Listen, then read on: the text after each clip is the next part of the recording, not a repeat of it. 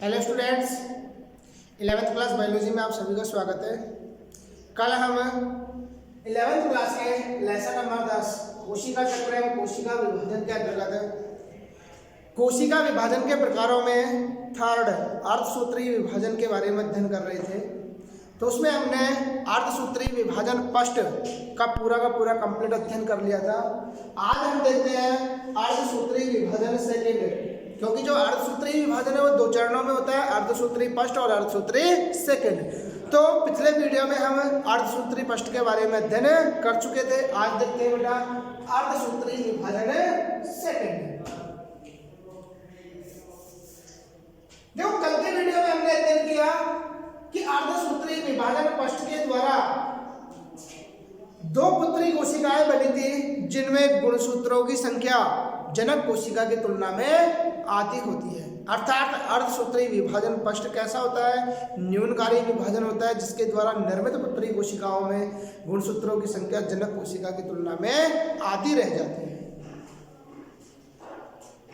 तो देखिएगा, अर्धसूत्रीय विभाजन सेकेंड, यह विभाजन समसूत्रीय विभाजन के समान होता है। किसके समान होता है बेटा? समसूत्रीय विभाजन के समान।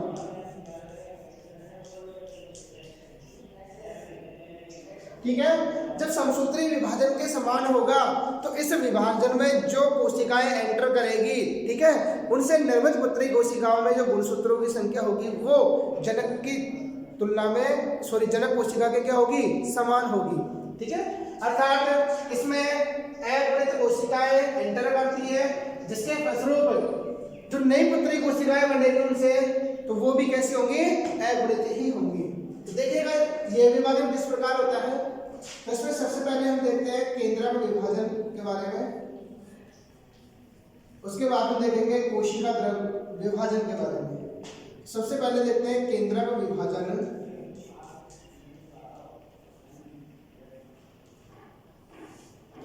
सेकेंड, तो केंद्रक विभाजन सेकेंड की यहां पर फर्स्ट प्रावस्था है प्रोफेज सेकेंड।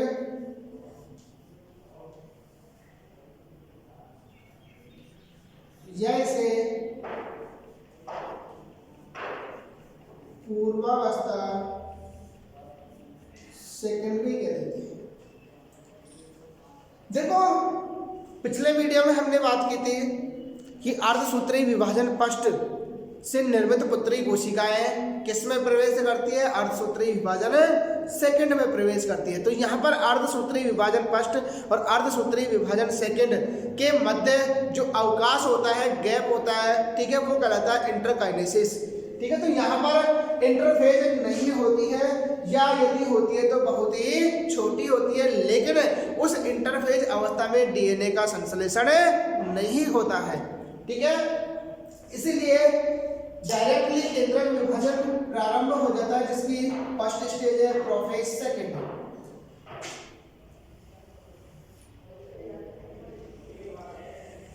इसकी समस्त प्रावस्थाएं समसूत्रीय विभाजन के समान होती है। तो यहाँ पर इस प्रोफेज सेकेंड में वही केंद्रक झिल्ली विलुप्त होना प्रारंभ हो जाएगी, केंद्रिका विलुप्त होना प्रारंभ हो जाती है।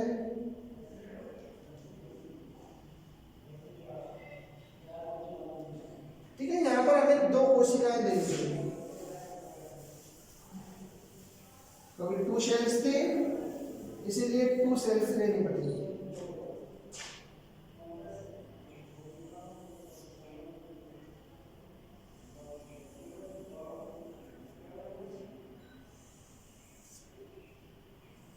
अर्धसूत्रीय फर्स्ट की समाप्ति के पश्चात जो दोनों सेल्स हैं, ये दोनों सेल्स अर्धसूत्रीय विभाजन सेकंड में भाग लेती हैं। तो यहाँ पर प्रोफेज सेकंड में केंद्रक झिल्ली विलुप्त होना प्रारंभ हो जाएगी, केंद्रिका विलुप्त होना प्रारंभ हो जाती है।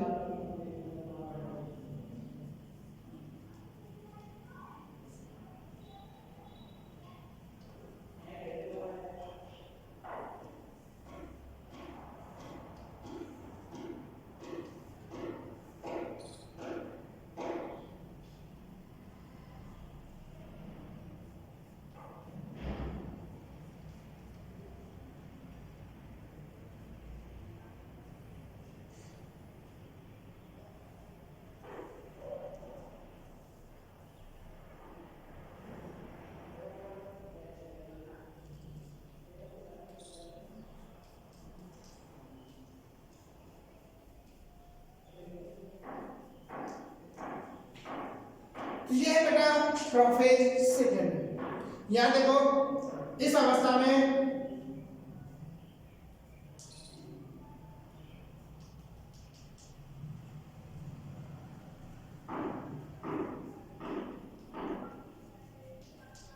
केंद्रक झिल्ली और केंद्रिका दोनों विलुप्त होना प्रारंभ हो जाती है। तो विलुप्त होती हुई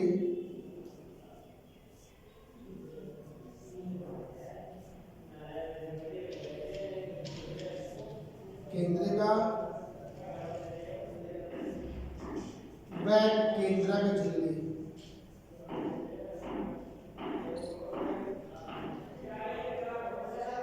यहाँ पर केंद्रक झिल्ली और केंद्रिका विलुप्त होना प्रारंभ हो जाती है।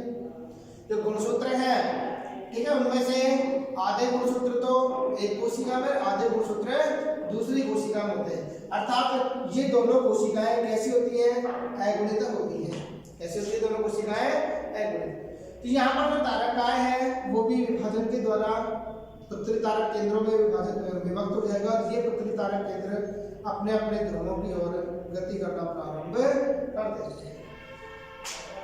नेक्स्ट है अगली प्रावस्था सेकंड, मध्यावस्था सेकंड।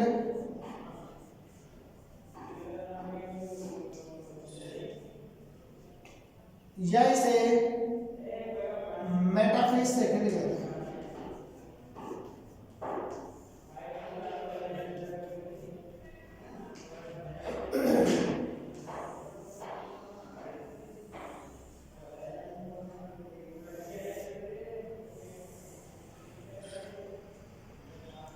यहां देखो जो तर्कतंतुओं का निर्माण होता है वो अर्धसूत्री विभाजन पृष्ठ के षटकोण पर बनते हैं।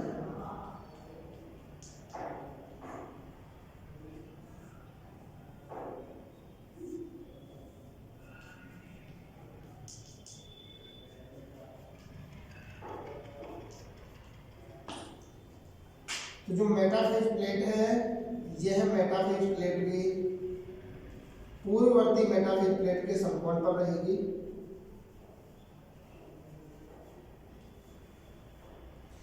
तो इस मेटाफेज प्लेट पर यह है मेटाफेज प्लेट,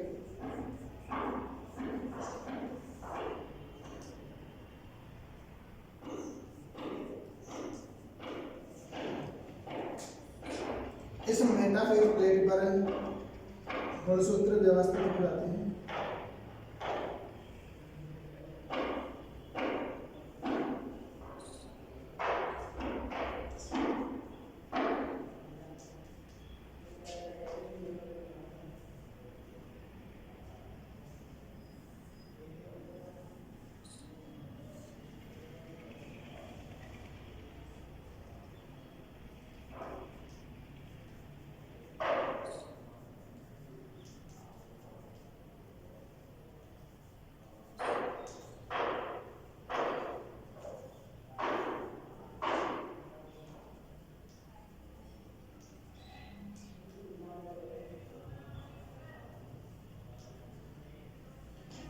ठीक है बेटा, ये तो हो गए तारक केंद्र।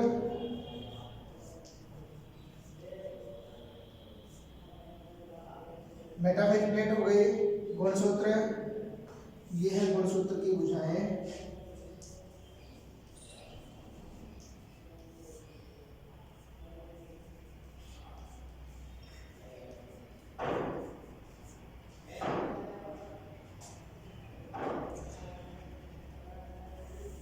गुणसूत्र बिंदु,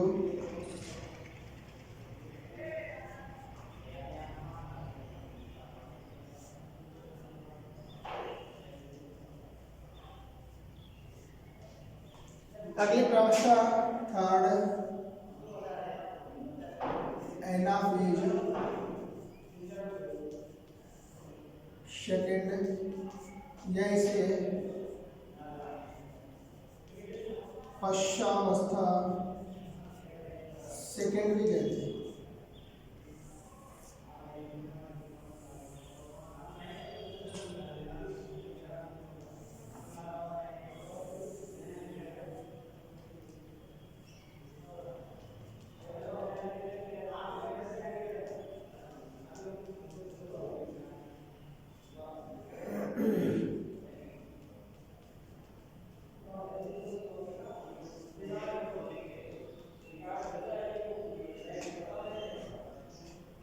यहाँ पर सेंट्रोमियर में विभाजन हो जाता है।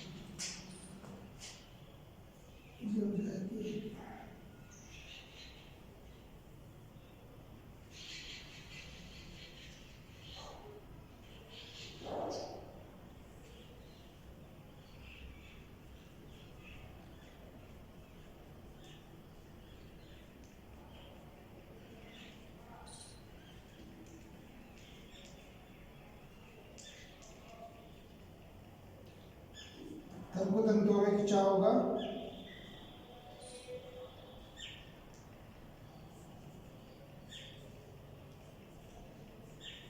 अंतराबल सूत्रीय तंतुओं का निर्माण जिसे प्रतिकर्षण होगा।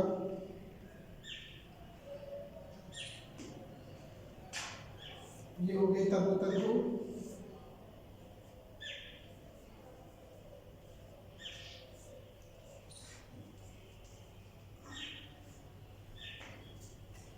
चौथी स्टेज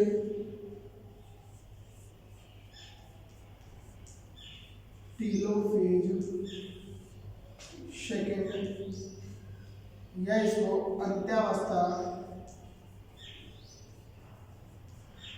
सेकेंड भी कहते हैं।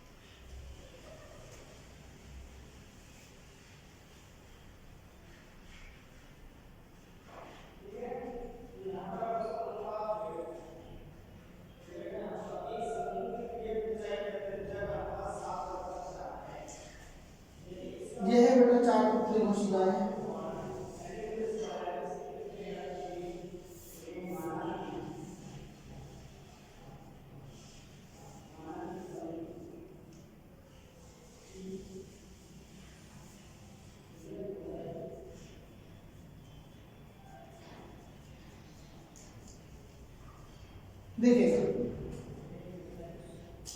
यह है अर्धसूत्री विभाजन सेकंड की विभिन्न प्रावस्थाएं। किसकी? केंद्रक विभाजन की। तो यहाँ देखो केंद्रक विभाजन की पहली प्रावस्था है बेटा प्रोफेज सेकंड या पूर्वावस्था सेकंड। इस प्रावस्था के अंतर्गत जो अर्धसूत्री विभाजन पष्ट है उससे निर्मित दोनों पुत्री कोशिकाएं इसमें भाग लेती हैं। तो सबसे पहले दोनों पुत्री कोशिकाओं में केंद्रक झिल्ली विलुप्त होना प्रारंभ हो जाती है, केंद्रिका विलुप्त होना प्रारंभ हो जाती है।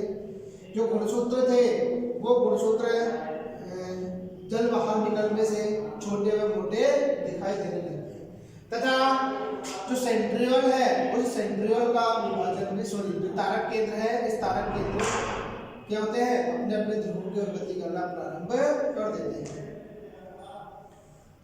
नेक्स्ट अगली प्रावस्था है मध्यावस्था सेकंड या मेटाफेज सेकंड।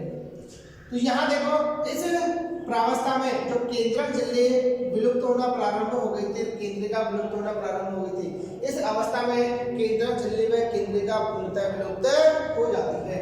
यहाँ पर तर्कु तंतुओं का निर्माण प्रारंभ हो गया था, यहाँ पर तर्कु तंतुओं का निर्माण पूर्ण हो जाता है। दोनों तारक केंद्र अपने अपने ध्रुवों की ओर गति करते हुए अपने अपने ध्रुवों पर पहुंच जाते हैं। लेकिन ये ध्यान रखना कि यहाँ पर जो तर्कु तंतु बनते हैं ये तर्कु तंतु अर्धसूत्री विभाजन पष्ट के समकोण पर बनते हैं, क्योंकि जो मेटाफेज प्लेट है ये भी पूर्ववर्ती मेटाफेज प्लेट के समकोण पर बनती है। तो जो गुणसूत्र है ये गुणसूत्र इस मेटाफेज प्लेट पर व्यवस्थित हो जाते हैं। तो गुणसूत्र इस मेटाफेज प्लेट पर इस प्रकार व्यवस्थित होते हैं कि गुणसूत्रों के गुणसूत्र बिंदु तो मेटाफेज प्लेट पर, गुणसूत्र बिंदु तो कहाँ होते हैं बेटा मेटाफेज प्लेट पर, तथा इन गुणसूत्रों की जो भुजाएं हैं वो ध्रुवों की ओर होती है। भुजाएं कहाँ होती है? ध्रुवों की ओर। ठीक है, तो यहाँ पर गुणसूत्रों का यदि हमें अध्ययन करना है तो गुणसूत्रों के अध्ययन के लिए जो मेटाफेज अवस्था बेस्ट होती है। नेक्स्ट अगली प्रावस्था आती है एनाफेज सेकंड या पश्चावस्था सेकंड। इस प्रावस्था में क्या होगा कि जो गुणसूत्र हैं इन गुणसूत्रों के गुणसूत्र बिंदु अर्थात सेंट्रोमियर में विभाजन होते हैं और विभाजन के द्वारा अर्ध गुणसूत्रों का निर्माण होता है। तो ये है बेटा अर्ध गुणसूत्र।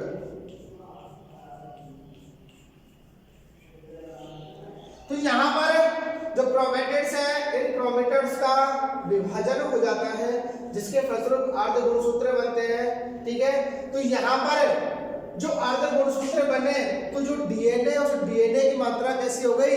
आधी हो जाती है, क्योंकि अर्धसूत्री विभाजन पष्ट के द्वारा निर्मित जो पुत्री कोशिकाएं हैं उनमें गुणसूत्रों की संख्या जनक के डीएनए की मात्रा जनक के समान होती है, लेकिन गुणसूत्रों की संख्या जनक से आधी होती है। ठीक है, तो वहां पर डीएनए की मात्रा तो जनक के समान थी लेकिन गुणसूत्रों की संख्या कैसी थी? हाफ थी।